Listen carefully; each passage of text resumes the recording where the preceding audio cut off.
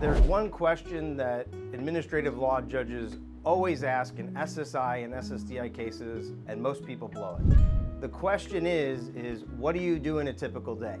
And most people, or a lot of what I hear when I'm getting people ready for court, say is, well, I sit home and I do nothing.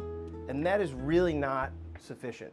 What the administrative law judge is looking for, or what we're trying to present, is what you do from the time you wake up till the time you go to bed. So a good answer, or what I hear from people that makes sense, and I'll just give an example of a back injury case, because that's what we see a ton of, is, well, I wake up at 8 a.m. and I'm laying in bed for 15 minutes because it's so painful for me to turn on my side, roll over, and stand up. Then I do that. I roll over, I stand up, and I sit on the edge of the bed for a few minutes. Then I go to the bathroom, I take medication, I lay back down. Once the medication kicks in, I feel a little better. I go get my coffee, I sit down, I watch TV.